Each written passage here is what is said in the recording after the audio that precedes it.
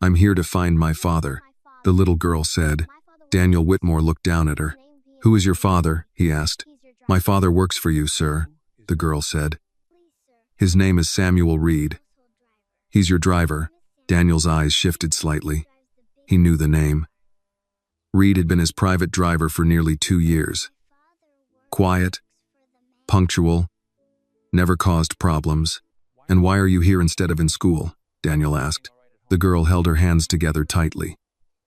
Because my mama is very sick, sir. She wants to see my daddy. So I came to bring him home. Before Daniel could respond, another voice came from behind him. That's not possible. Daniel turned. His son, Ethan Whitmore, was walking down the steps, car keys in hand, dressed for class, confident and practical in the way young men who had grown up around power often were. If her father is Samuel Reed, then he can't just leave, Ethan said. He took advance salary. If you take advance salary, you work until the contract is finished. That's the agreement. Daniel frowned slightly. Advance salary? Ethan looked surprised. You didn't know? Mom approved it last year. Reed needed money for his wife's medical treatment. He asked for 2 years' salary in advance. Mom signed the approval. Legal made the contract. He agreed to work full-time, no long leave, until the 2 years are completed. Daniel's expression hardened slightly. Your mother approved this? Yes, Ethan said. It was legal and fair. If people take money and then leave, the company loses. You always say business only works if rules are followed. The little girl listened, not understanding everything, but understanding one thing very clearly. They were saying her father could not come home. My daddy said he would work, she said quickly. He works every day. He calls us at night and says when the 2 years finish, he will come home. But now my mama is very sick. She said she is scared she might not see him again. So I came to ask if he can come home just for a little while. Then he will come back and work again. He promised. Ethan shook his head. That's not how contracts work. If he leaves and doesn't come back, who replaces him? We can't run a company based on promises. The girl turned back to Daniel, the one person she believed could change everything. Sir, she said softly, my daddy is a good man. He will come back. He just wants to see my mama. Daniel did not answer immediately. Then, at that exact moment, the sound of a car engine came up the long driveway. All of them turned. A black sedan rolled slowly toward the front steps and stopped. The driver's door opened, and Samuel Reed stepped out, then quickly moved to open the back door. Daniel's wife stepped out of the car, thanking him as she always did, already looking down at her phone. Not yet noticing what was happening on the steps, Samuel closed the door gently, then turned and froze. Annie had already started running. Daddy, she cried. Samuel's face drained of color. Annie, what are you doing here? She ran straight into him and wrapped her arms around his waist. He dropped to his knees immediately, holding her shoulders, panic all over his face. You're supposed to be in school. Why are you here? Is your mother okay? Is something wrong? Annie looked at him, trying to be brave, trying not to cry. Mama is in the hospital. She said she wants to see you, so I came to bring you home. Samuel closed his eyes for a moment, pain and fear crossing his face in a way Daniel had never seen before. When he opened them again, he seemed to remember where he was. He stood up quickly and turned toward Daniel. I'm sorry, sir, Samuel said immediately. I didn't know she would come. I told my wife I can't leave yet. I still have months left on the contract. I'm very sorry if she caused trouble. I will take her back right now. Annie grabbed his hand tightly. Daddy? Mama said she is very tired now. She said she wants to see you. Samuel's hand trembled in his daughter's grip, but he did not look at her. He looked at Daniel. Sir, he said quietly, I signed the contract. I took the advance. I will finish my time. I gave my word. Ethan spoke from the steps, his voice calm and logical. That's the agreement, Mr. Reed. You took 2 years' salary in advance. The company relied on that agreement. If every employee left whenever they had family problems, the company couldn't function. Samuel nodded slowly. Yes, sir, I understand. Annie looked from Ethan to her father to Daniel. not fully understanding contracts or companies or obligations. She only understood that the adults were talking in a way that meant her father might not come home. She stepped forward and gently held onto Daniel's coat sleeve with her small hand. "Sir," she whispered, "my daddy will come back. He just goes home a little while, just to see my mama. Please." Daniel looked down at her hand on his sleeve. Then he looked at Samuel Reed, a man who clearly wanted to run to his sick wife but was standing perfectly still because of a contract and a promise. Then he looked at his son, who was watching him carefully, waiting to see if his father would follow the rules he had taught him his entire life. For a long moment, no one spoke. Daniel Whitmore looked at Samuel Reed for a long moment in silence. Then at the girl standing beside him, then at his son Ethan, and finally at his wife Margaret. "Everyone inside," Daniel said calmly. "We're not discussing this on the front steps." Margaret nodded slightly, relieved. Ethan said nothing, but he followed. Samuel hesitated, as if unsure whether he was allowed to step through the front door of the main house instead of the staff entrance. "Inside, Reed," Daniel repeated. "Bring your daughter." They walked into the large entrance hall. Annie stayed close to her father, her hand holding onto his sleeve as if she was afraid someone might change their mind and send them away. Daniel led them into a sitting room just off the main hall. It was a warm room, with dark wood shelves, leather chairs, and a fireplace that had already been lit by the house staff that morning. Daniel gestured for them to sit. Samuel did not sit at first. "Sir, I can stand." "Sit," Daniel said. "This is not a work meeting. This is a conversation." Samuel sat slowly on the edge of the chair. Annie sat beside him, her hands folded in her lap, looking from one adult to another, waiting. Daniel remained standing for a moment, then finally sat across from them. "I want you to start from the beginning," Daniel said.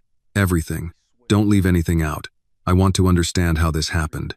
Samuel took a deep breath. His hands were rough, the hands of a man who worked with them, not a man who only signed papers. "My wife got sick last year," Samuel began. "Cancer. The insurance covered some, but not all. The treatments were expensive. I tried to work more, take extra shifts, but it wasn't enough.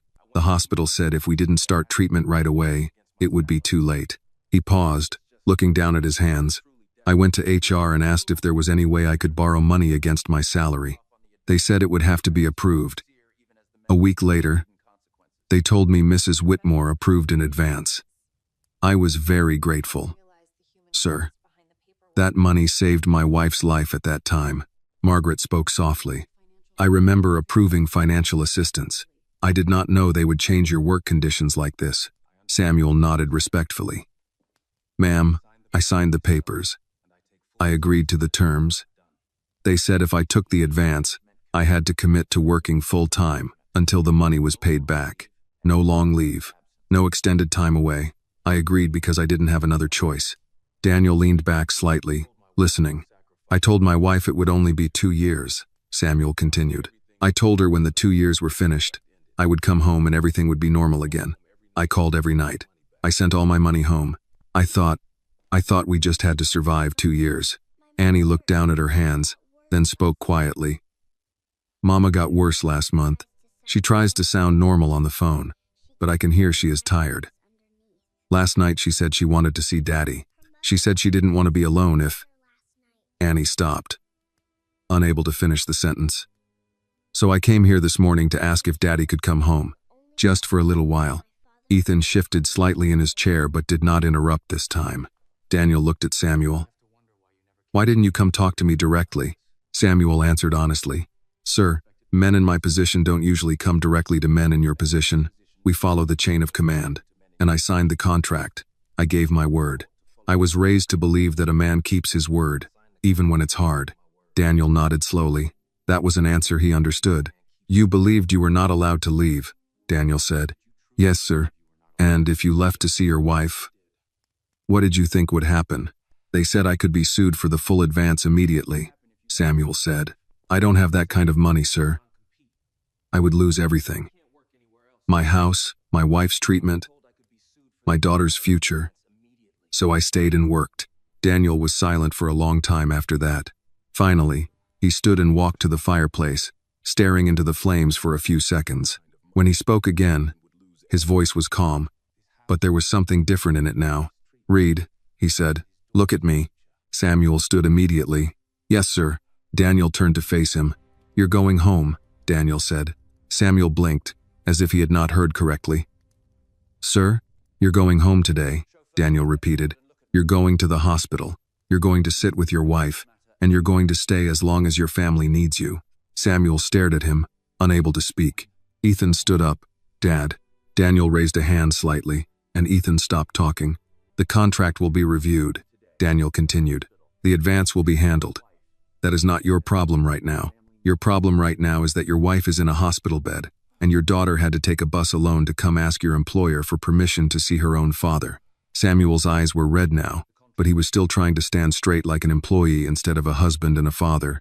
"Sir, I don't know how to thank you," he said quietly. Daniel shook his head slightly. "Don't thank me. Just go home." Annie looked up at Daniel, as if she was trying to make sure she understood correctly.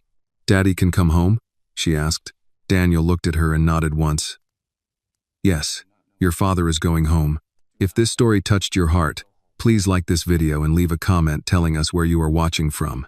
Your support helps this channel reach more people who believe in kindness, justice, and the power of family. And if you enjoy stories like this, don't forget to subscribe so you never miss the next story." For the first time since she arrived, Annie smiled. It was not a big smile, just a small one, but it changed her entire face. She reached for her father's hand again and held it tightly. Samuel cleared his throat, still overwhelmed. "Sir, I promise I will come back to work as soon as—" "Reed," Daniel said gently but firmly. "Right now, you are not speaking to your boss. You are speaking to a man who is telling you to go be with your family." Samuel lowered his head. "Yes, sir." Daniel walked to the desk near the wall, wrote something quickly on a card, and handed it to Samuel. "This is my direct number," Daniel said. "When you get to the hospital, you call me and tell me what your wife needs. Not what the contract says. What your wife needs. Do you understand me?" Samuel took the card with both hands. "Yes, sir, I understand." As Samuel and Annie prepared to leave the room, Annie turned back once more. "Thank you, sir," she said quietly. When Samuel Reed and his daughter left the Whitmore estate that morning, the house felt strangely quiet, as if something important had passed through its doors and left the air changed behind it. Daniel stood in the entrance hall for a long time after the front door closed. He could hear the faint sound of the car engine as Samuel drove away, probably faster than he had ever driven Daniel to any meeting or airport. A man driving toward his family did not drive the same way as a man driving his employer. Behind him, Ethan spoke first. "You just broke a signed contract, Dad." Daniel did not turn around immediately. "No," he said calmly. "I corrected a mistake." Ethan frowned. "It wasn't a mistake. It was an agreement. He took money. He works until it's paid back. That's how the world works." Daniel turned now and looked at his son carefully. "That's how business works. That's not always how life works." Ethan crossed his arms. "If word gets out that employees can get out of contracts by showing up with a sad story, you're going to have a line of people at that gate." Daniel nodded slightly. "Maybe we should ask why they would feel the need to stand at that gate in the first place." Ethan didn't have an answer for that, so he said nothing more. Margaret, who had been standing quietly near the stairs, finally spoke. "You did the right thing," she said softly. Daniel looked at her. "Did I?" She nodded. "Yes, but I think the real question is not Reed. The real question is who wrote that contract the way it was written." Daniel didn't reply, but the look in his eyes said he was already thinking the same thing. He went back to his office, closed the door, and placed Samuel Reed's contract on his desk again. He read every line slowly. This time not as a CEO looking at legal language, but as a man trying to understand how another man had lived for 2 years under the weight of those words. 2 years, 730 days. Driving, waiting, opening doors, carrying bags, standing outside restaurants in the cold, sleeping in a small room above the garage, calling home at night and telling his wife and daughter that everything would be okay when the contract ended. Daniel leaned back in his chair and closed his eyes for a moment. He remembered being 22 years old, working loading docks in winter, saving every dollar, sending money back to his own mother. He remembered what it felt like to be tired all the time and still say yes when the boss asked you to work another shift because you needed the job more than you needed sleep. A knock on the door interrupted his thoughts. "Come in," he said. Mark stepped in. "Sir, I spoke with the hospital. Mrs. Reed is stable. The doctors say the treatment is working, but she needs continued therapy and rest. It's serious, but not as critical as they feared last night." Daniel felt something in his chest loosen slightly, though he didn't show it. "So she's not dying?" "No, sir, not immediately, but she is very weak. The doctor said family support is important right now." "Family support," Daniel nodded once. "Good. Make sure Reed knows his job is secure while he's gone." "Yes, sir. And Mark," Daniel added, "I want a full review of all employee advance contracts. Every department, every manager. I want to know if Reed is the only one working under terms like this." Mark hesitated. "Sir, if we start digging into operations, we may find things the board won't like." Daniel's expression didn't change. "Then the board should prepare to be unhappy." Mark gave a small nod. "Yes, sir." After Mark left, Daniel stood and walked to the window again. The driveway was empty now. The morning had returned to its normal rhythm: deliveries, gardeners, staff moving between buildings. But Daniel could not stop thinking about one thing Annie had said. "My daddy said you are a fair man. That's why I came to ask you." He said the words quietly to himself now, testing how they sounded in the silence of his office. A fair man. It was a strange thing to be judged by a child you had never met, especially when that child believed something about you that you were not entirely sure was true. That afternoon, Ethan came into his office again, this time without the confidence he had shown that morning. "I talked to some people in operations," Ethan said, "about the advance contracts." "And?" Daniel asked. Ethan shifted his weight slightly. "Reed isn't the only one. There are others. Mostly drivers, maintenance staff, a few warehouse guys, people who needed money for medical bills, immigration lawyers, family problems. They take advances, and then the contracts get tighter." "Tighter," Daniel repeated. "More restrictions," Ethan said. "More penalties if they leave. Longer required hours. It's all technically legal." Daniel looked at his son for a long moment. "Do you still think this is just how the world works?" Ethan didn't answer right away. He walked to the window and looked out at the same driveway his father had been staring at all morning. "I think," Ethan said slowly, "that I never really thought about the people who work for us as people with lives. I just thought of them as employees." Daniel nodded slightly. "That's because it's easy to care about numbers. Numbers don't have families."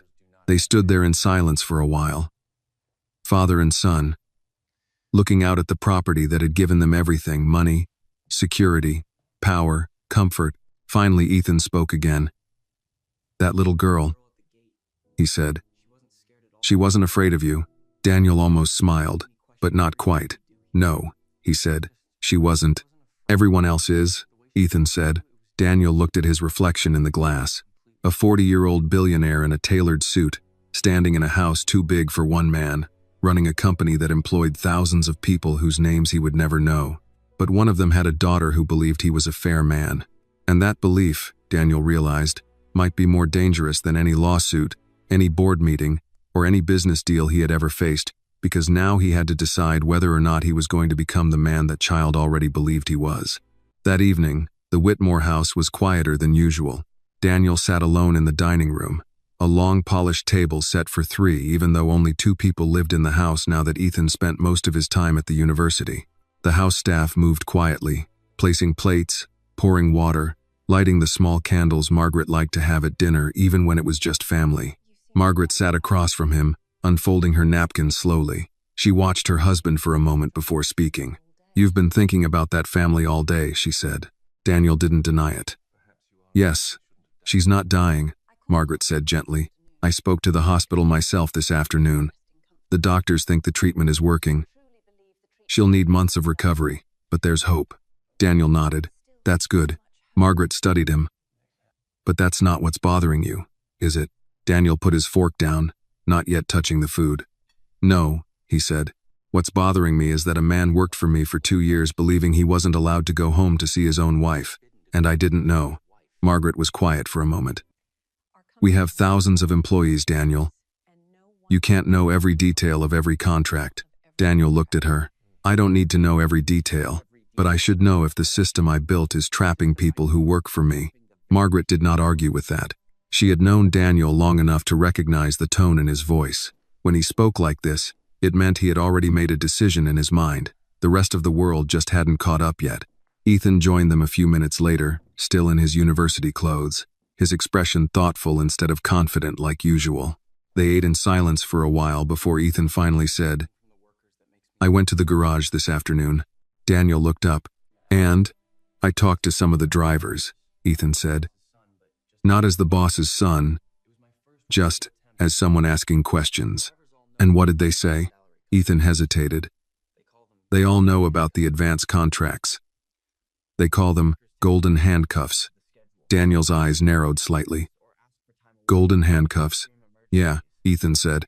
"They say it helps when someone has a big problem, medical bills, family emergencies, but once you take the money, you belong to the schedule. You don't say no to shifts.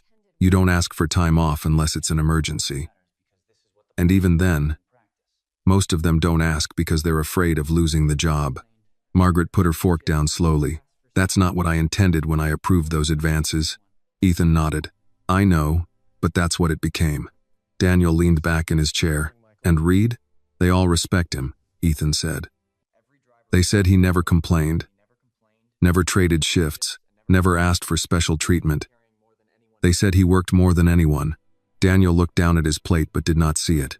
In his mind, he saw a different image. Samuel Reed standing beside the car every morning, opening the door, saying, "Good morning, sir," in the same calm voice every single day while carrying a problem Daniel had never bothered to see. "Dad," Ethan said quietly, "did you really not know about the no-leave clause?" "No," Daniel said. "If I had known, I would have changed it." Ethan studied his father's face, trying to decide whether he believed that. After a moment, he realized he did. "What are you going to do?" Ethan asked. Daniel answered without hesitation, "I'm going to fix it." The next morning, Daniel arrived at the office earlier than usual. The headquarters of Whitmore Logistics and Security was a glass and steel building in Stamford, overlooking the harbor. From the outside, it looked like success: clean lines, polished floors, quiet elevators, people in suits moving with purpose. Inside the top-floor conference room, the senior management team was already waiting when Daniel walked in. Richard Cole from operations, 2 HR executives, the legal director, and the CFO. They all knew this was not a routine meeting. Daniel Whitmore did not call early morning meetings unless something important was about to change. Daniel did not sit immediately. He stood at the head of the table and placed Samuel Reed's contract in front of him. "I want to talk about employee advance contracts," Daniel said. Richard Cole spoke first, confident as always. "Sir, if this is about Reed, the contract is fully legal. Our lawyers—" Daniel raised his hand slightly. Richard stopped talking. "I am not asking whether it is legal," Daniel said calmly. "I am asking whether it is right." No one spoke. Daniel opened the contract and slid it across the table toward them. This man believed he was not allowed to visit his sick wife because of this document.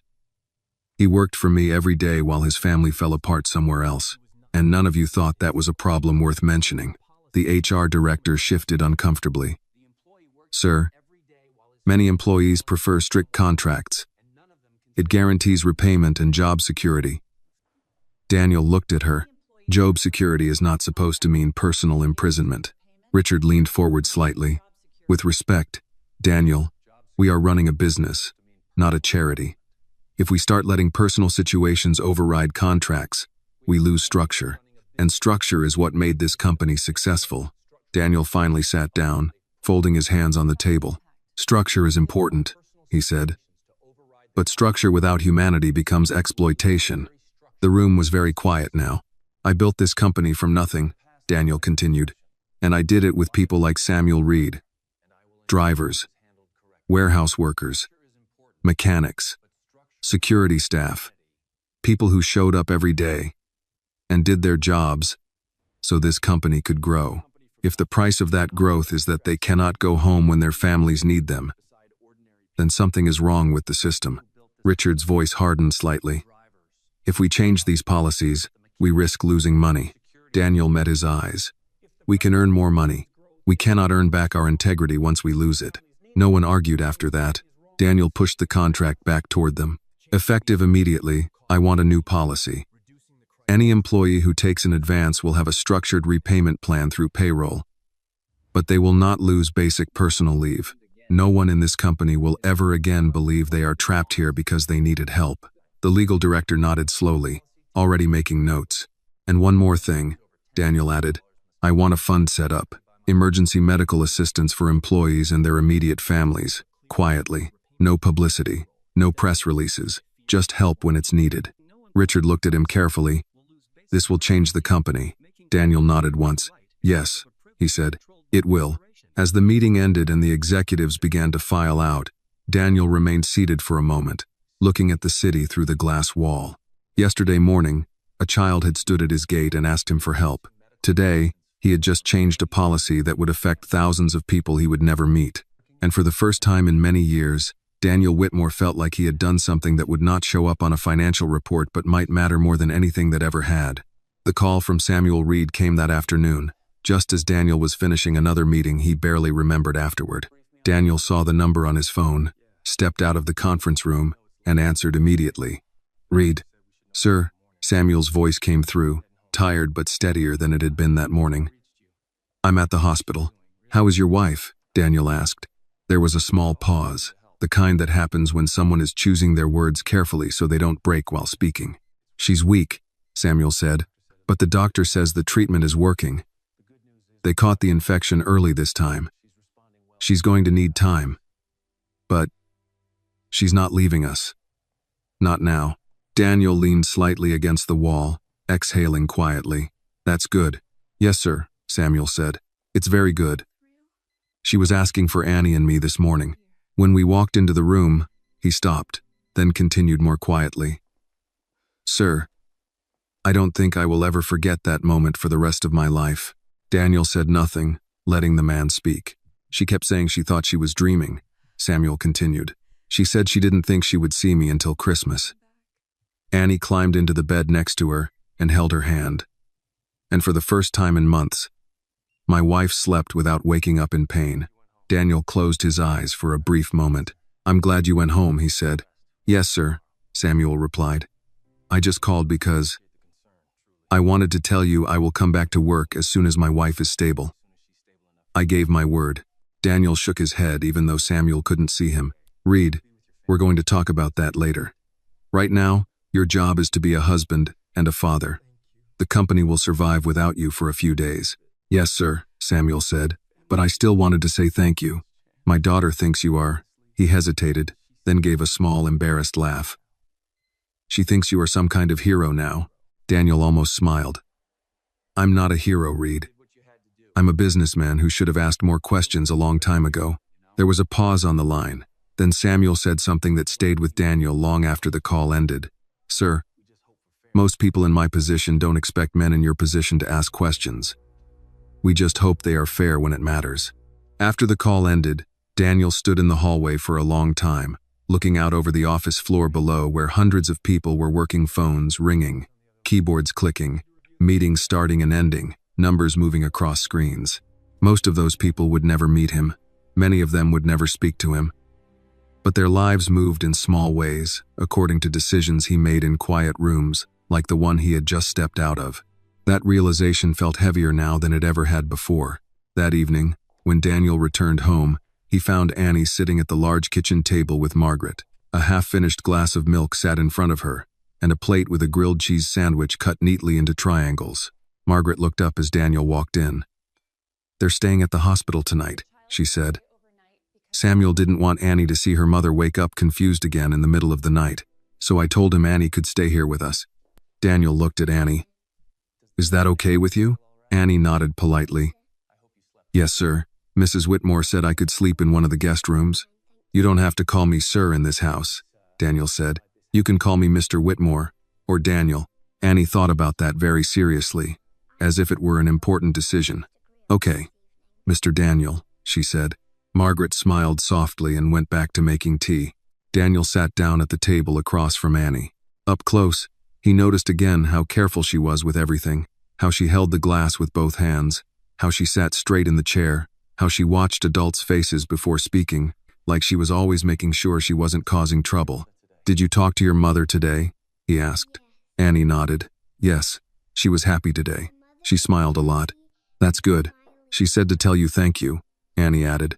She said she knows important people are very busy, so for you to help us means you must be very kind. Daniel did not know what to say to that, so he just nodded once. They sat in silence for a minute. Then Annie asked a question that surprised him. Mr. Daniel, are you very rich? Margaret glanced over quickly, but Daniel answered without hesitation. Yes, he said. I am. Annie considered that. Then you must have a lot of important things to do every day. I do, Daniel said. She nodded again, as if confirming something in her mind. Then thank you for using your important time to help my family. Daniel looked at her for a long moment. In boardrooms, people thanked him for investments, partnerships, deals, donations, speeches. They thanked him because they wanted something, or because it was polite, or because it was business. But this child was thanking him for giving her father permission to go sit beside her mother's hospital bed. That was the moment Daniel began to understand that power was not just about what you could build, buy, or control. It was also about the small decisions you made that could change the direction of someone else's life completely, and how easily those decisions could be made if you simply decided to care. Later that night, after Annie had gone upstairs with Margaret to see the guest room, Daniel walked into his study and sat down alone. The house was quiet again, but it no longer felt empty in the same way it had before.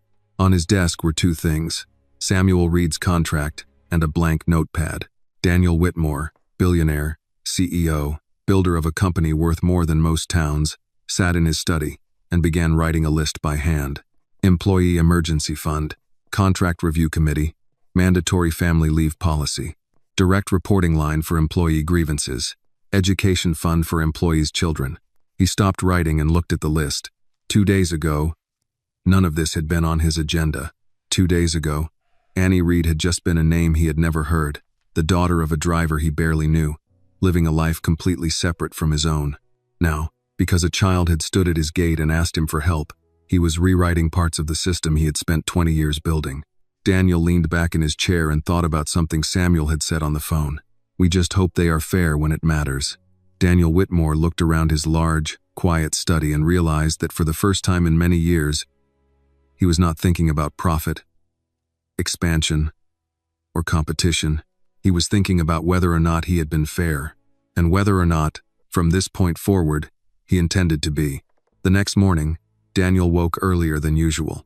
For years, his mornings had followed the same pattern. Wake up at 6. Read financial reports, check overseas markets, scan emails, quick breakfast, car by 7:30. Every minute had a purpose. Every hour had a result. That was how he had built his life, one controlled day after another. But this morning, when he walked into the kitchen, he found Annie already sitting at the table, her feet not quite touching the floor, a bowl of cereal in front of her. She sat very straight when she saw him, like a student when a teacher walks into the room. Good morning, Mr. Daniel, she said. Good morning, Annie, he replied. Margaret stood at the counter pouring coffee. She's been up since 6, Margaret said quietly. She said she didn't want to be asleep when her father called. Daniel nodded and sat at the table. Did he call yet? Annie shook her head. Not yet. But he said he would call this morning before the doctors come. Daniel poured himself coffee and sat across from her. For a few minutes, the only sound in the kitchen was the soft clink of a spoon against a bowl and the low hum of the refrigerator. Are you worried? Daniel asked. Annie nodded, then quickly added, But Mama said worrying doesn't help, so I'm trying to be brave. Daniel looked at her carefully. Being brave doesn't mean you're not scared, he said. It just means you do what you have to do even when you are. Annie seemed to think about that very seriously, as if she were storing the sentence somewhere important in her mind. At that moment, Margaret's phone rang. She looked at the screen and smiled slightly. It's Samuel, she said, then handed the phone to Annie. It's your father. Annie slid off the chair and took the phone with both hands. Daddy? Daniel and Margaret pretended not to listen, but in a quiet kitchen, it was impossible not to hear at least part of the conversation. Yes, I'm at the big house. Yes, Mrs. Whitmore made me cereal. Is Mama awake? Can you tell her I love her? I love you too, Daddy. When Annie handed the phone back, her eyes were wet, but she was smiling. Mama ate breakfast today, she said. The doctor said, that's a good sign. That is a good sign, Margaret said warmly. Daniel checked his watch. I have to go to the office, he said. Then he looked at Annie. Would you like to come with me today? Annie's eyes widened. To your work? Yes. She looked at Margaret, unsure if she was allowed to say yes. Margaret smiled. I think that would be fine. You can sit in Daniel's office and draw or read while he works. Annie looked back at Daniel. I won't be noisy, she said quickly. I can be very quiet. Daniel almost smiled. I know, he said. An hour later, Annie sat in the back seat of Daniel's car, looking out the window as they drove toward the city. She had never seen buildings this tall up close before. Her face stayed close to the glass, her eyes moving from bridges to trains to people walking quickly along sidewalks. When they arrived at the Whitmore building, Daniel led her through the lobby. People greeted him immediately. Good morning, Mr. Whitmore. The board packet is on your desk. The 10 a.m. meeting has been moved, but many of them paused when they saw Annie walking beside him. In the elevator, Annie stood very still, watching the numbers light up one by one. Is this whole building yours? She asked quietly. No, Daniel said. But a lot of people work here with me. When the elevator doors opened to the executive floor, Daniel led her into his office. It was a large room with glass walls, a city view, a long desk, and a sitting area near the window. You can sit here, Daniel said, pointing to the small table near the window. If you need anything, ask my assistant, Mark. Yes, Mr. Daniel, Annie said. For the next hour, Daniel tried to work, but he found himself distracted. Through the glass wall, he could see Annie sitting quietly, drawing on a notepad Mark had given her. She didn't touch anything on his desk. She didn't wander around the office. She just sat and drew, occasionally looking out the window at the city below. Around 11, Daniel had a meeting with several department heads about the new employee policies he had announced the day before. Annie remained at the small table while the meeting took place in the office.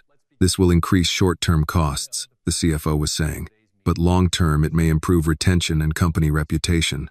Richard Cole sat across the table, his expression controlled but clearly unhappy. We are setting a dangerous precedent, he said. Employees will start expecting emotional considerations instead of professional ones. Daniel replied calmly, Employees are human beings, Richard, not machinery. Richard glanced briefly toward Annie, who was quietly drawing and not paying attention to the meeting. With respect, Daniel, you built this company by being rational, not emotional. Daniel followed his gaze and looked at Annie too. She was drawing a picture of 3 people holding hands in front of a small house. Daniel turned back to the table. Maybe it's time the company learned how to be both. The meeting ended with no one openly arguing, but Daniel could feel the tension in the room. Change always made people uncomfortable, especially people who benefited from the old system. After everyone left, Daniel walked over to Annie's table. What are you drawing? He asked. She turned the paper toward him. This is my mama, and this is my daddy, and this is me, she said, pointing to each stick figure carefully. This is our house. It's small, but Mama says it's full of love. So it's a big house in a different way. Daniel looked at the drawing longer than he expected to. A big house in a different way, he repeated quietly. Annie nodded, satisfied that he understood. Daniel Whitmore stood in his glass office high above the city, holding a child's drawing of a tiny house with 3 people holding hands, and realized that for most of his life, he had been trying to build the wrong kind of big house.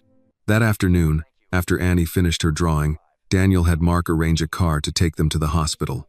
I have one more meeting, Daniel told her, kneeling slightly so he was at her eye level. After that, we'll go see your mother. Would you like that? Annie nodded immediately. Yes, Mr. Daniel. Mama will be happy to see you. Daniel wasn't sure about that. He had never been particularly comfortable in hospitals. They reminded him too much of the years when he was young and poor and hospitals meant bills, fear, and long nights in plastic chairs. But he nodded anyway. "Then we'll go together," he said. By late afternoon, they were walking through the quiet halls of St. Mary's Medical Center. The smell of antiseptic and the soft beeping of machines filled the air. Nurses moved quickly but gently, and voices were kept low, as if everyone understood that hospitals were places where life could change in a single conversation. Annie walked slightly ahead now because she knew the room number. When they reached the door, she stopped and looked back at Daniel. "Mama gets tired fast," she said, "but she smiles when Daddy is there." Daniel nodded. "Okay." Annie pushed the door open gently. Samuel Reed was sitting beside the bed, leaning forward, his large hand wrapped carefully around his wife's much thinner one. He looked up when they entered, surprised. "Sir," he said, starting to stand. Daniel shook his head. "Sit down, Reed." Samuel nodded and sat again. In the bed, Annie's mother turned her head slowly. She looked weak, but her eyes were clear and warm. Annie walked straight to her and climbed carefully onto the edge of the bed. "Mama, this is Mr.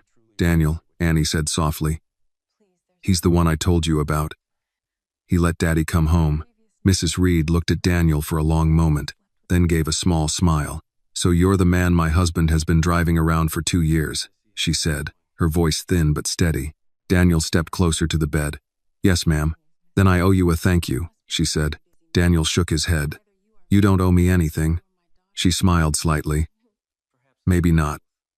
But I'm going to say thank you anyway, because last night was the first night in a long time I slept without being afraid." The room was quiet after that. Daniel did not know what to say, so he just nodded once. Samuel spoke quietly. "Sir, came to see how you're doing." Mrs. Reed looked at Daniel again. "You must be a very busy man." "I am," Daniel said. "And you still came here," she said. "That means either you are very kind, or my daughter is very stubborn." Annie smiled a little. "Mama," Mrs. Reed squeezed her hand gently. "Both can be true," she said. They talked for a few minutes more. Nothing dramatic, just small things. The doctor's plan, the treatment schedule, how Annie was doing in school, normal conversation, but it felt important in a way Daniel could not explain. At one point, Mrs. Reed looked at her husband and said, "Samuel, you look less tired today." Samuel smiled slightly. "I slept in a chair next to you. That's better than sleeping anywhere else." Daniel watched the way they looked at each other, the quiet understanding between them. He had been in rooms with billion-dollar deals and men who controlled entire industries. But he realized now that power did not always look like boardrooms and contracts. Sometimes it looked like a man holding his wife's hand in a hospital room and refusing to leave. After a while, the nurse came in and said Mrs. Reed needed to rest. Annie hugged her mother carefully. Samuel kissed his wife's forehead. Daniel stepped back toward the door. "Mr. Whitmore," Mrs. Reed said softly before he left. Daniel turned. "Please take care of my husband when he comes back to work," she said. "He won't ask for anything. He never does." Daniel looked at Samuel, then back at her. "I know," Daniel said. "That's part of the problem." She smiled slightly, as if she understood exactly what he meant. When they stepped out into the hallway, Annie slipped her hand into Daniel's without saying anything. He looked down, a little surprised, but he didn't pull his hand away. "Thank you for coming," Annie said quietly as they walked toward the elevator. "Mama was nervous to meet you. She thought maybe very rich people don't like meeting people like us." Daniel pressed the elevator button and looked down at her. "People like us?" he asked. She nodded. "People who don't have much money." The elevator doors opened. They stepped inside.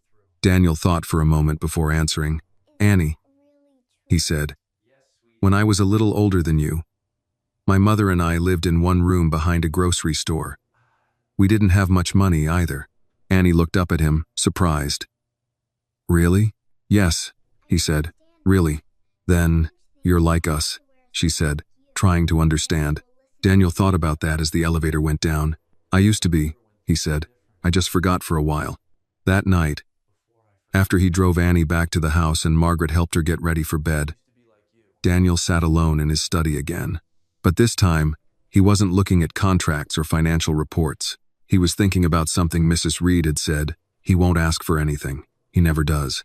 Daniel realized that the most loyal people were often the ones who asked for the least, worked the hardest, and suffered the most quietly. And people like him, people at the top, often rewarded the loudest voices, the most aggressive negotiators, the people who demanded more, not the people who simply carried the company on their backs without complaint. He stood and walked to the window, looking out at the dark lawn and the closed iron gates in the distance. A few days ago, a girl had stood outside those gates because she believed the man who lived behind them was fair. Now Daniel Whitmore understood that being fair was not something you said about yourself, and it was not something written in a company handbook. It was something you proved in moments when you had the power to help someone who could offer you nothing in return.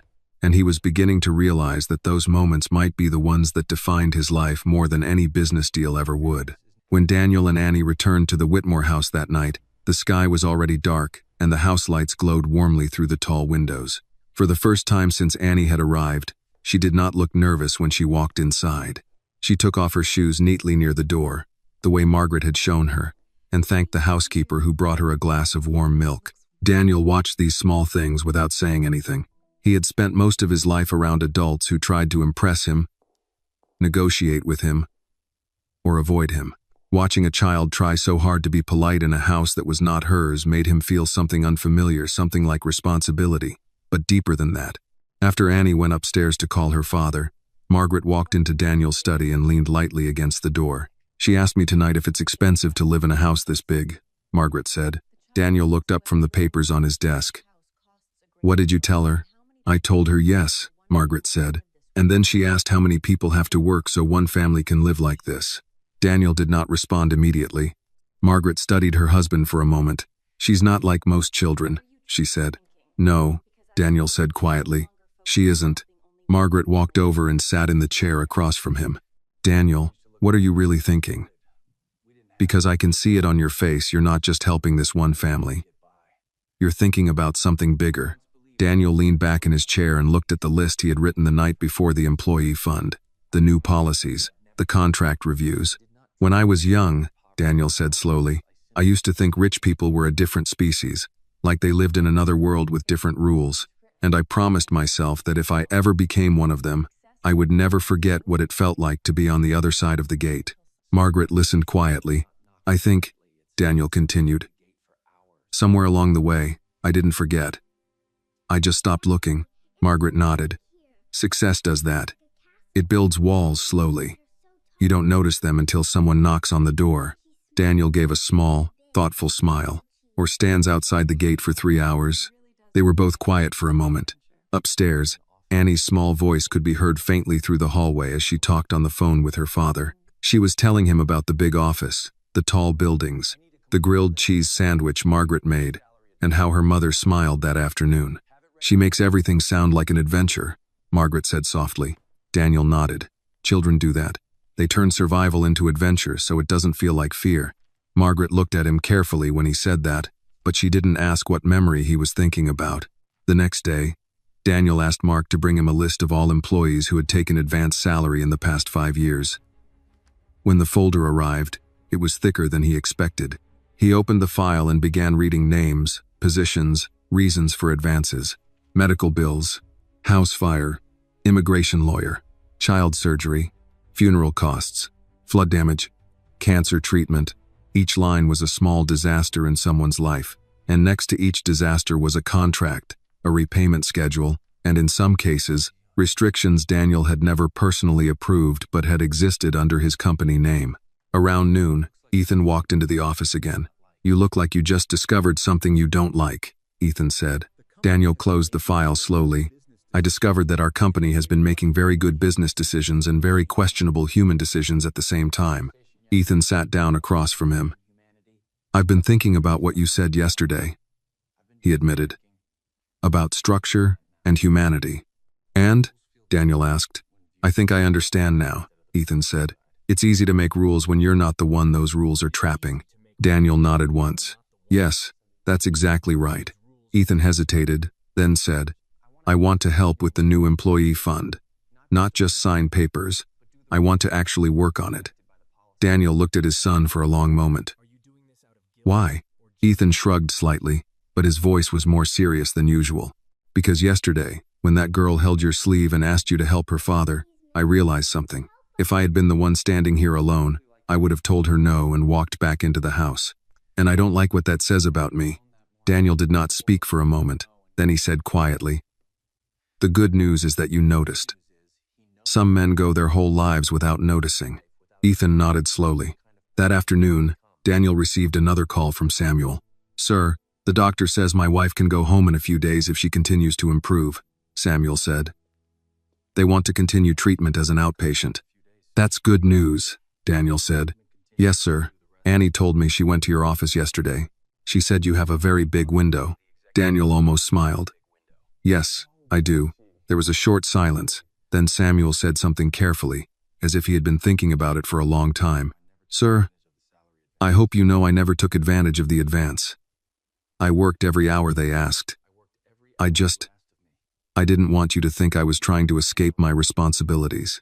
Daniel's voice was calm. "Reed, listen to me.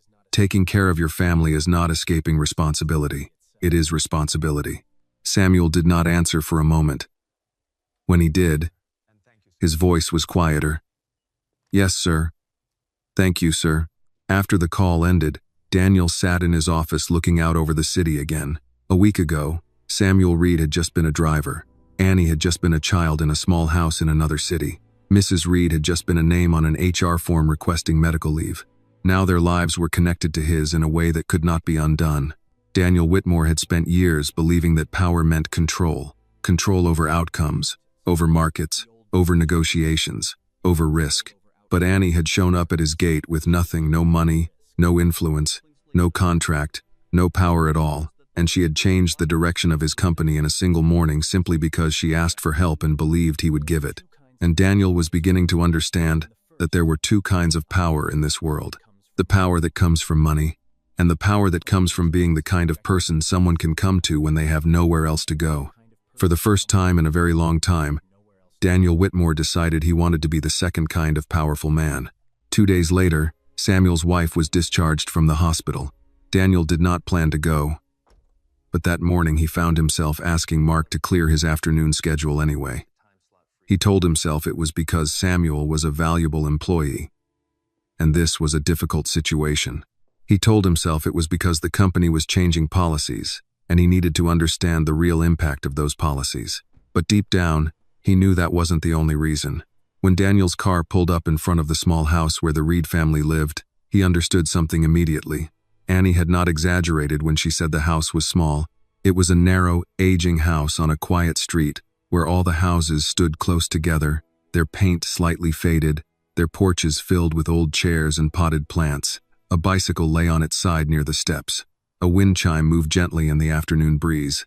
It was not the kind of place Daniel Whitmore had been inside for a very long time. Samuel opened the front door before Daniel even reached it, as if he had been watching through the window. "Sir," Samuel said, clearly surprised. "You didn't have to come." Daniel nodded once. "I was in the area. It was not true." And both men knew it. But Samuel did not argue. Inside, the house was clean but worn. The furniture was old but carefully maintained. Family photos covered one wall. Annie as a baby, Annie on her first day of school, Samuel and his wife standing in front of the same house years ago, all of them smiling like people who did not have much, but were proud of what they did have. Mrs. Reed was sitting in a chair near the window with a blanket over her knees. She looked tired, but much stronger than she had in the hospital. "Mr. Whitmore," she said with a warm smile, "welcome to our home." Daniel nodded politely. "Thank you for letting me visit." Annie ran in from the kitchen. "Mr. Daniel, Mama came home today, I heard," Daniel said. "That's very good news." Mrs. Reed gestured toward the small dining table. "Samuel made coffee. We don't have the kind you probably drink, but it's hot." Daniel almost smiled. "Hot coffee is good coffee," he said. They sat at the small table together. Daniel Whitmore, billionaire; Samuel Reed, driver; Mrs. Reed, recovering patient; and Annie, who sat very straight in her chair like this, was the most important dinner of her life. For a while they talked about simple things, medication schedules, follow-up appointments, Annie's school, the weather, normal conversation, but underneath it, Daniel could feel something else: dignity. This family did not ask him for money. They did not ask him for favors. They did not complain about the contract or the long hours or the 2 years Samuel had spent mostly away from home. They were simply grateful that he had let a husband go home to his wife. At one point, Mrs. Reed looked at Daniel and said, "My husband told me you're changing some policies at your company." Daniel nodded. "Yes." She studied him for a moment. "Then I hope you know something," she said. "What's that?" Daniel asked. "Men like my husband are very proud," she said. "They don't ask for help because they don't want to feel like they owe anyone. So when they take an advance, they will work twice as hard, suffer twice as quietly, and never complain. Not because they are weak, but because they are trying to keep their word." Samuel looked down at the table, embarrassed, but he did not disagree. Mrs. Reed continued, her voice gentle but very clear. "So if you want to be a good boss to men like that, you cannot wait for them to tell you when something is wrong, because they won't. You have to look. You have to ask. And sometimes, you have to protect them even from their own pride." Daniel sat very still, listening to every word. "I think," she said finally, "that's what real leadership is. Not just making sure the company survives, but making sure the people who help you build it survive too." No one spoke for a few seconds after that. Annie broke the silence in the way only a child could. "Mama says Daddy is the strongest man she knows," Annie said. "But Mama says even strong people need help sometimes. They just don't like to say it." Daniel looked at Samuel. For the first time since he had known him, he did not see just a driver in a uniform. He saw a man who had been carrying fear, debt, exhaustion, and responsibility for 2 years without letting it show in his voice even once. Daniel reached into his coat pocket and placed an envelope on the table. Samuel looked at it but did not touch it. "Sir, I can't take—" "It's not a gift," Daniel said calmly. "It's the difference between what you were paid under that contract and what you should have been paid under a fair one. Consider it a correction." Samuel stared at the envelope, then at Daniel. "Sir, you earned it," Daniel said simply. Mrs. Reed placed her hand gently over her husband's. "Take it," she said quietly. "Not because we need charity, but because sometimes accepting fairness is also a way of keeping your dignity." Samuel swallowed and finally nodded. "Thank you, sir." They sat there a little longer, talking about Annie's school and Samuel's plan to return to work part-time at first while his wife recovered. When Daniel finally stood to leave, Annie walked him to the door. "Mr. Daniel," she said, "Mama says when someone helps you when they don't have to, you should never forget it." Daniel looked down at her. "And what do you think?" he asked. Annie thought for a moment. "I think when I grow up, I want to be the kind of person who can open big gates for people." Daniel felt something tighten in his chest again, that same feeling he had the first morning she stood outside his house. He nodded once. "That's a very good goal, Annie." As Daniel walked back to his car, he looked once more at the small house, the old porch, the wind chime moving in the afternoon light. For most of his life, he had believed he was building an empire. Standing on that small street, he began to realize that what he really wanted to build now was something much harder to measure, something called fairness, something called dignity, something called a life where a child would never again have to stand outside a gate and ask permission just to bring her father home.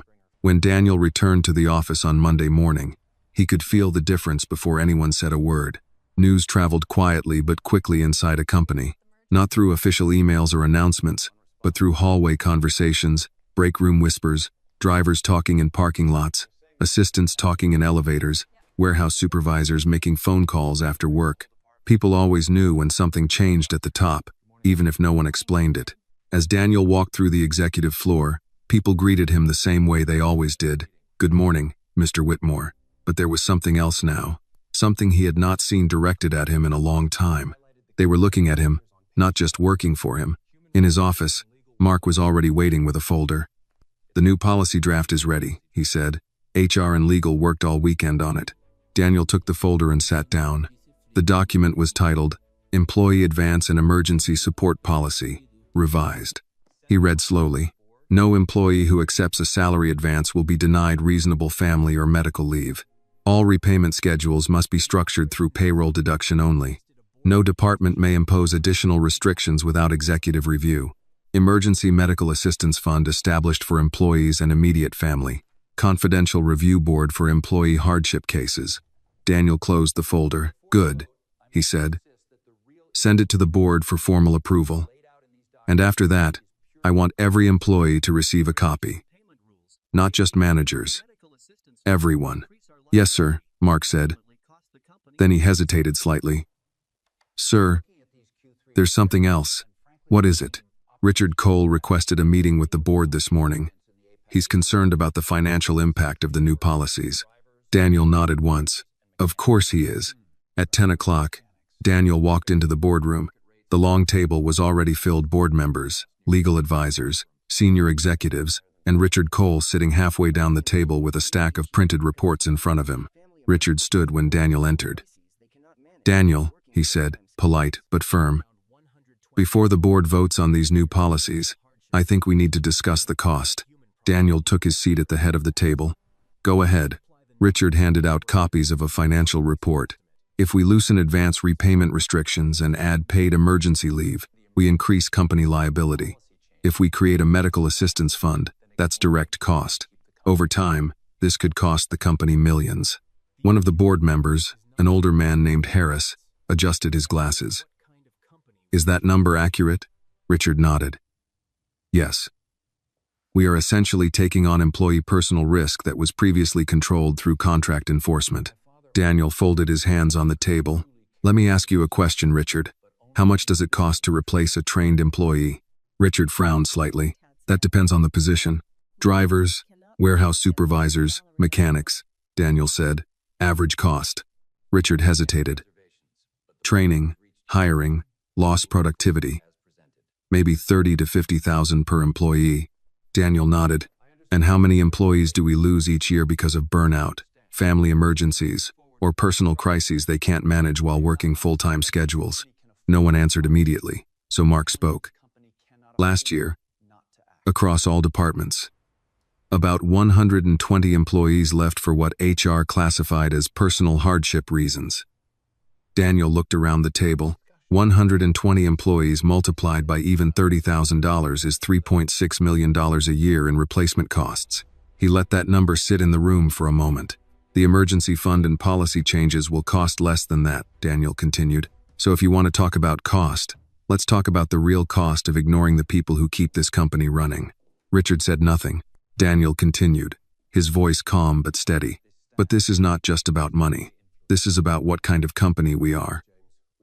Do we want employees who work for us because they are afraid to lose their job? Or do we want employees who work for us because they know we will stand with them when life goes wrong? The older board member, Harris, leaned back in his chair. My father ran a factory, he said slowly. He used to say the same thing. He said if you take care of your workers when they're in trouble, they'll take care of your business when you're in trouble. Another board member nodded. Employee loyalty is not something you can buy with salary alone. Richard looked around the room and realized the conversation was no longer going his way. Daniel leaned forward slightly. I am not asking whether we can afford to do this, he said. I am telling you we cannot afford not to. The room was quiet for a few seconds. Then Harris spoke again. I think we should vote. One by one, the board members raised their hands. The policy passed. After the meeting ended and everyone began to leave the room, Richard approached Daniel. You're changing the culture of this company, Richard said. Daniel nodded. Yes. Richard studied him for a moment. All because of one driver and his kid? Daniel looked at him calmly. No, because of a system that allowed a good man to believe he had to choose between his job and his family. Richard didn't reply. He just nodded once and walked away. That evening, Daniel returned home later than usual. Annie was at the kitchen table doing homework Margaret had helped print from her school website. She looked up when Daniel walked in. Mr. Daniel, she said, I got all my spelling words right today. That's impressive, Daniel said. Spelling was never my best subject. Annie smiled a little. Mama says words are important because they tell people who you are. Daniel loosened his tie and sat down at the table across from her. Your mother sounds like a very smart woman. Annie nodded seriously. She says you can tell what kind of person someone is by how they treat people who can't do anything for them. Daniel was quiet for a moment after that. Earlier that day, he had convinced a board of directors to approve a policy that would change thousands of employees' lives. It had taken financial reports, arguments, and a formal vote. But the reason he had done it came down to something much simpler, a child who believed powerful people should help when they can. "How is your mother feeling today?" he asked. "Better," Annie said. "Daddy says she walked from the bed to the chair today. The doctor said that's progress." "That is progress," Daniel said. Annie looked at him for a moment, then asked, "Mr. Daniel, are you going to fire my daddy because he left work?" Daniel looked at her, surprised. "Why would you think that?" She shrugged slightly. "Some people at Daddy's work told him bosses don't like when workers leave." Daniel leaned back in his chair and shook his head. "No, Annie. I'm not going to fire your father. Your father is one of the reasons my company works as well as it does." Annie seemed to relax a little after hearing that. "Good," she said, "because Mama says a man who keeps his word should never be punished for loving his family." Daniel looked at her for a long moment.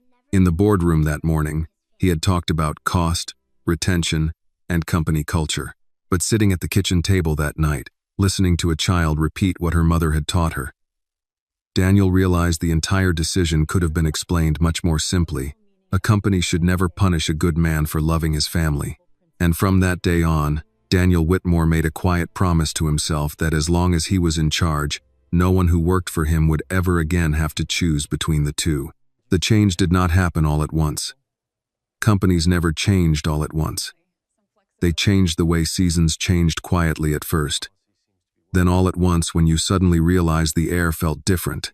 Within 2 weeks of the new policy, something unusual started happening across Whitmore Logistics and Security. Employees who had never spoken in meetings began speaking.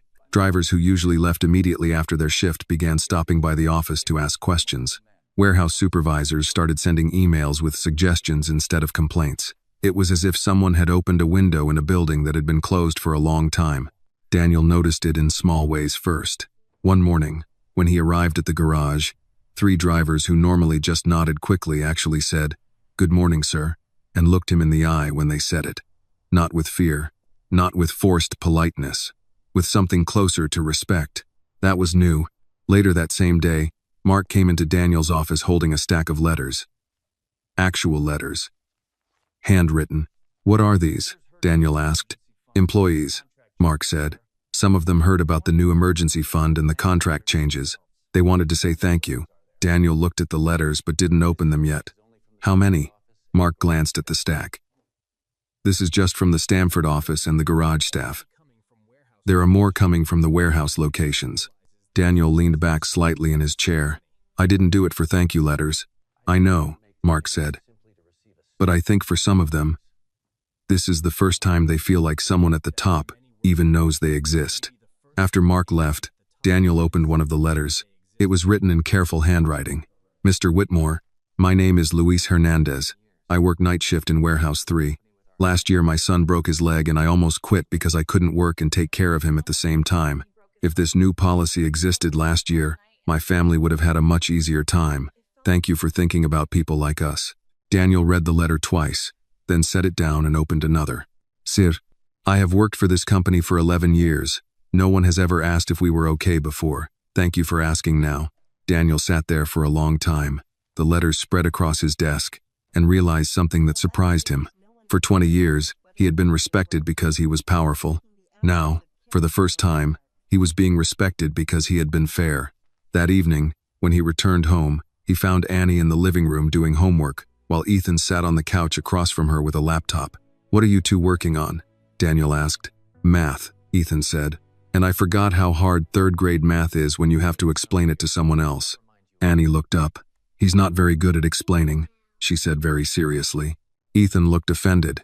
"I am very good at explaining. You just don't listen." "I listen," Annie said. "You just skip steps because you already know the answer." Daniel sat down in a chair nearby, watching them. "Show me the problem," he said. Annie turned the notebook toward him.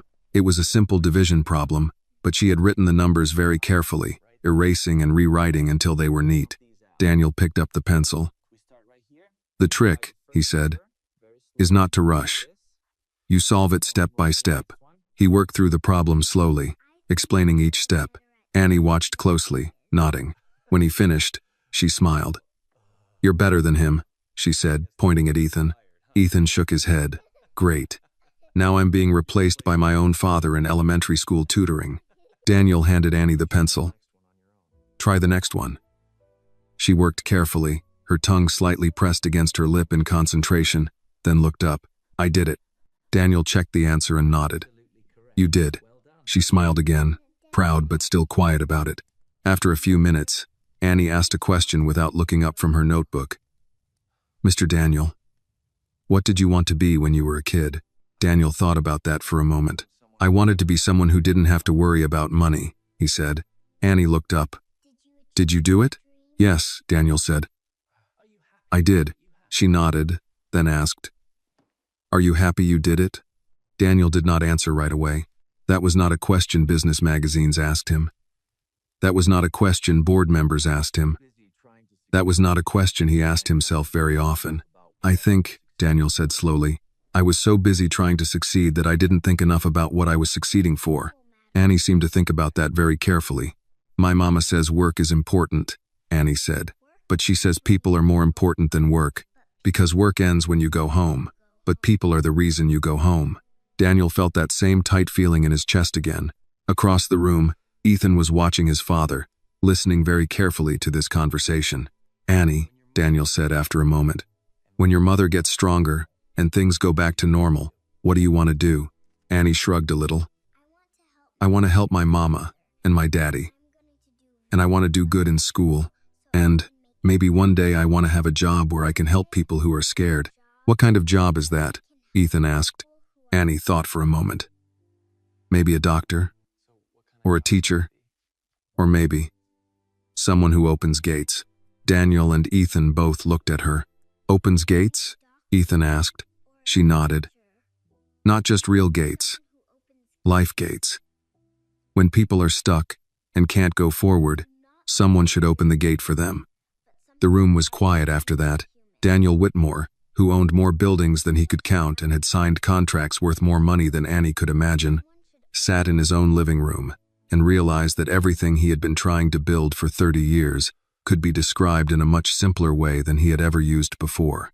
Not an empire, not a corporation, just a place where, when someone stood at the gate and knocked, there would be someone inside willing to open it. The following week, something unexpected happened that Daniel Whitmore had not planned for and could not measure on a financial report. Samuel Reed returned to work. Not full-time yet, Daniel had insisted on that, but part-time, a few hours a day, mostly short drives, mostly local. When Samuel walked into the garage that first morning, the other drivers looked up from their coffee cups and conversations slowly stopped. Not because Samuel was important in the company hierarchy, because everyone knew what had happened. Men who had worked beside him for years walked over and shook his hand. One of the mechanics patted him on the shoulder. Someone said, "How's your wife?" Another said, "We heard the boss changed the policy because of you." Samuel shook his head immediately. "Not because of me," he said. "Because he decided to." But the men looked at him in a different way now. Not with jealousy. With something closer to pride. One of their own had been seen. One of their own had been treated like his life mattered. Upstairs, Daniel was in his office when Mark knocked and stepped in. "Reed is back," Mark said. "I know," Daniel replied. "I saw the schedule." Mark hesitated, then said, "You should know something else. Since the new policy was announced, employee resignation requests have dropped by almost 40%, and HR says productivity in the warehouse is actually up." Daniel looked up. "Up?" "Yes, sir," Mark said. One supervisor said, and I quote, "Turns out when people don't feel trapped, they work harder because they want to, not because they're afraid." Daniel leaned back slightly in his chair. He wasn't surprised, but hearing the numbers made it real in a different way. "Sometimes the expensive decision is the cheap decision," Daniel said quietly. Mark smiled a little. "I think you just created a management quote, sir." Later that afternoon, Daniel walked down to the garage instead of calling for the car. When he stepped inside, the room went quiet in the way it always did when the owner showed up unexpectedly. Samuel, who had been checking a vehicle log, looked up and immediately straightened. "Sir." Daniel walked over to him. "How is your wife?" "Stronger," Samuel said. "She's walking a little every day now. Annie went back to school this morning." She didn't want to leave her mother, but her mother told her school is her job. Daniel nodded. Your hours will stay reduced for now. Family first, work later. Yes, sir, Samuel said. Then he hesitated. Sir, the men here, they keep saying I should thank you again, but I don't know how many times a man can say thank you without it sounding small compared to what you did.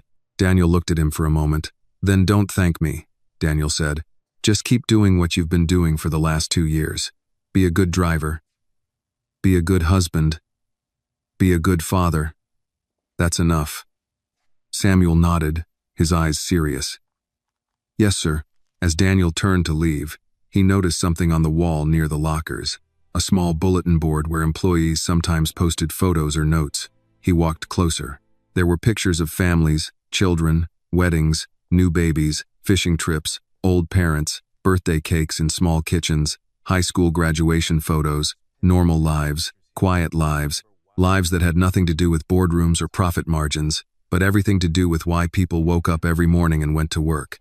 Daniel stood there looking at that board for a long time. Samuel stepped up beside him. We put pictures there so when work is hard, we remember why we're working, he said.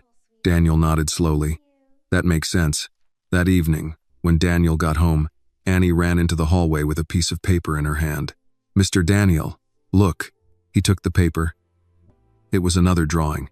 This time, it was a big gate, and the gate was open. On one side of the gate stood a small girl and a man in a driver's uniform. On the other side stood a tall man in a suit.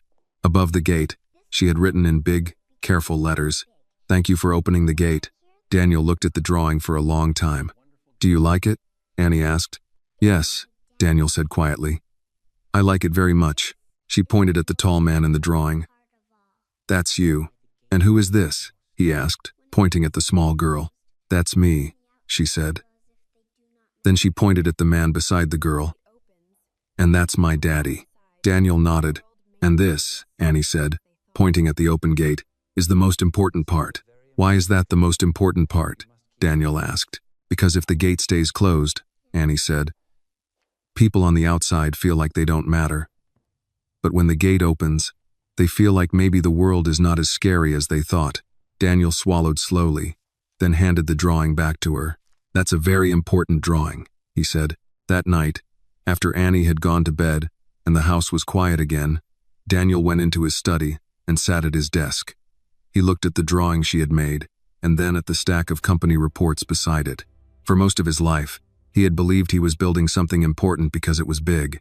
Now he was beginning to understand that something did not have to be big to be important. Sometimes the most important thing a man could do was something very small, like opening a gate at the right moment for the right person. Daniel Whitmore, billionaire, CEO, builder of a powerful company, sat alone in his study and realized that if he was remembered for anything after he was gone, he did not want it to be the size of his company. He wanted it to be the number of gates he had opened for people who thought they had reached the end of the road. And for the first time in many years, that felt like a goal big enough to spend the rest of his life trying to reach. A month passed, and life slowly began to settle into a new rhythm. Samuel Reed returned to full-time work, but under a different schedule, one that allowed him to have dinner at home most nights and attend his wife's medical appointments twice a week. The new company policies had officially taken effect, and for the first time, employees began using something called family leave without whispering about it like it was a dangerous favor. Daniel noticed the change not in reports, but in faces. People looked less tired. They spoke more in meetings. Supervisors reported fewer mistakes in the warehouse. Drivers reported fewer accidents. HR reported fewer resignations. For years, Daniel had tried to improve performance with better systems, stricter rules, and tighter contracts. Now performance was improving because people were sleeping better at night. One afternoon, Daniel received an invitation in the mail. Not a corporate invitation printed on heavy paper with gold letters. Just a simple envelope with his name written carefully by hand. Inside was a small card. Mr. Whitmore, next Friday Annie's school is having a small ceremony. She is receiving an award. She would like very much if you could come. Thank you for everything. Samuel Reed and family. Daniel read the card twice, then placed it on his desk. He had been invited to hundreds of formal events, charity galas, business conferences, award dinners, political fundraisers. He attended some, skipped many, and forgot most of them. But this invitation felt different. Friday afternoon, Daniel told Mark he would be out of the office for 2 hours. Personal matter, he said. The school was small, a public elementary school with a brick building and a playground that had seen better years. Children's drawings were taped to the hallway walls. The smell of cafeteria food and floor cleaner filled the air. Daniel Whitmore, in a dark suit that probably cost more than the school's monthly supply budget, walked into the school auditorium and immediately felt out of place in a way he had not felt in years. Parents sat in folding chairs. Teachers stood near the stage holding clipboards. Children whispered and waved when they saw their families. Samuel spotted Daniel first and stood up quickly. "Sir," he said, surprised and grateful at the same time. "You came. You invited me," Daniel said simply. Mrs. Reed was sitting beside him, still thin but much healthier now, her hair beginning to grow back. She smiled warmly. "Annie is very excited you're here," she said. A few minutes later, the ceremony began. The principal walked onto the stage and began calling students up one by one for reading improvement, for math, for attendance, for kindness. For kindness, Daniel repeated quietly to himself. He had never heard of an award like that when he was in school. Then the principal said, "This next award is the Community Heart Award. It is given to a student who shows unusual courage, kindness, and care for others. This year, the award goes to Annie Reed." Daniel felt something in his chest as he watched Annie walk onto the stage. She wore a simple blue dress, her hair neatly braided, her steps careful but confident. The principal knelt slightly so she was at Annie's height.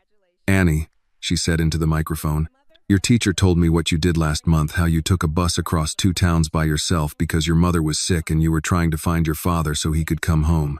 That was very brave. But what impressed us most was not that you were brave. It was that you were brave because you love your family. And that is what this award is for." The room filled with applause. Annie accepted the small certificate with both hands, then looked out into the audience. Her eyes moved past the other parents, past the teachers, until she saw her mother, her father, and Daniel sitting beside them. She smiled when she saw them. After the ceremony, Annie ran over. "Mr. Daniel, did you see? I got the award." "I saw," Daniel said. "I'm very proud of you." She held up the certificate so he could read it. Then she said something quietly, so only he and her parents could hear. "I think I only got this because you opened the gate," she said. Daniel shook his head. "No, Annie, you got this because you were brave enough to knock on it." Samuel put his hand on his daughter's shoulder. Mrs. Reed wiped her eyes quietly. Other parents and teachers began to come over, curious about the tall man in the suit sitting with the Reed family. Someone asked what he did for a living. Annie answered before Daniel could. "He opens gates," she said proudly. The adults smiled, not fully understanding, but Daniel understood. That night, back at home, Daniel sat in his study again, looking at Annie's drawing of the open gate, and now the certificate she had insisted he take a copy of. For most of his life, he had measured success in numbers, revenue, profit, expansion, market share.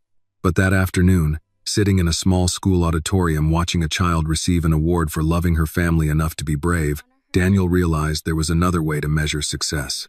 Not by how many people worked for you, but by how many people's lives were better because you did. The night after Annie's school ceremony, Daniel Whitmore could not sleep. He sat in his study long after the house had gone quiet, Annie's drawing of the open gate on his desk and a copy of her school certificate beside it. Outside the window, the iron gates at the end of his long driveway were closed, just as they were every night, silent and still under the soft lights. For years, Daniel had believed those gates meant success, privacy, security, proof that he had made it far enough in life that the world could no longer reach him unless he allowed it. Now he understood something he had never understood before. Gates did not just keep people out, they also kept people in. The next morning at breakfast, Annie was quieter than usual. She stirred her cereal slowly, not really eating. "Is something wrong?" Margaret asked gently. Annie looked up, then looked at Daniel, then back at her bowl. "Mama says we might go home next week," she said. Margaret smiled. "That's good news, isn't it? Your mother is strong enough now." Annie nodded, but she didn't smile. "Yes, it's good." Daniel understood immediately.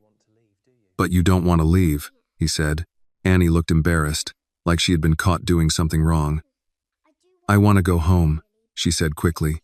I will miss this house. And Mrs. Whitmore. And Ethan. And—" She stopped. "And me?" Daniel asked. She nodded, still looking down at her bowl. "Yes, Mr. Daniel." Daniel was quiet for a moment. Then he said, "Finish your breakfast. I'll drive you to school today." On the drive to school, Annie looked out the window most of the time, watching the trees and houses pass by. "Mr. Daniel," she said after a while, "when I grow up and have my own house, I think I won't have a gate." "Why not?" Daniel asked. "Because I don't want anyone to feel scared to come knock on my door," she said. Daniel kept his eyes on the road, but her words stayed with him the entire day. That afternoon, after work, Daniel drove to a part of the city he had not visited in years. Not the business district, not the wealthy neighborhoods. He drove to the older parts of town where small houses sat close together and people fixed their own fences, and children rode bikes on cracked sidewalks. He parked the car and sat there for a long time, just looking. He thought about his mother, about the small room behind the grocery store, about nights when she pretended she wasn't hungry so he could eat more. He thought about the men who had given him small chances when he was young, an extra shift, a recommendation, a loan, advice, a door opened at the right moment. He had told himself for years that he had built everything alone. That was not true. Someone had opened gates for him too. He had just never called it that. The following weekend, Daniel asked Samuel and his wife and Annie to come to the house for dinner, not as employees, as guests. Samuel and his wife were nervous at first, but Margaret made it easy. She cooked herself instead of asking the staff to do it, and they all sat at the smaller dining table in the kitchen instead of the long formal dining room. Halfway through dinner, Annie looked around the big kitchen and said, "Mr. Daniel, this house is very big for just a few people." Daniel nodded. "Yes, it is." She thought for a moment, then said something very simple. "Maybe big houses are not supposed to be for just one family." The adults at the table looked at her. "What do you mean?" Margaret asked gently. Annie shrugged a little. "I don't know. I just think if someone has a very big house and other people have very small houses, maybe the big house is supposed to help the small houses sometimes." No one spoke for a few seconds after that. Later that night, after Samuel and his family had gone home, Daniel walked slowly through the large, quiet rooms of his house. The living room no one used. The dining room used only on holidays. The guest rooms that stayed empty most of the year. The long hallway, the closed doors, the silence. He walked all the way to the front door and opened it, stepping out onto the stone steps. In the distance, the iron gate stood under the lights. For a long time, he just stood there looking at them. Then he took out his phone and called Mark. "I want to start a foundation," Daniel said when Mark answered. "For what purpose?" Mark asked. Daniel looked at the gate as he answered.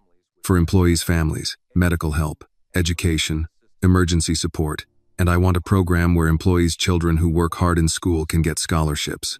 Quietly, no publicity. "Yes, sir," Mark said. "And Mark," Daniel added, "I also want something else." "What's that?" "I want one day every year where this house is open," Daniel said, "for the families of the people who work for this company. A day where they can come here, bring their children, eat, walk the grounds, and see that the place where their mothers and fathers work is not a place that is closed to them." Mark was quiet for a moment. "That's not a normal corporate program, sir."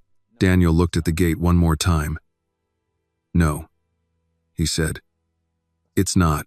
He ended the call and stood there a little longer in the night air. Behind him was a house that had once felt like a fortress. In front of him was a gate that no longer looked like a symbol of success. It looked like a responsibility. And Daniel Whitmore finally understood something that Annie had known from the very beginning.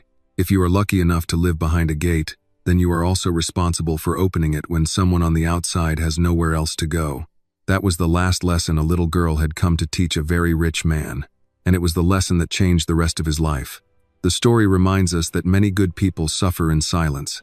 They work hard, keep their promises, and never complain, even when life is very difficult. These people don't ask for help because they have dignity and pride. That is why true leaders, true bosses, and true human beings must learn to see what is not said, to hear what is not spoken, and to help before someone is forced to beg. This video is a work of fiction created with the assistance of artificial intelligence. All characters, events, and situations are not real and do not represent any actual people or true stories. The content is intended for storytelling and emotional illustration only.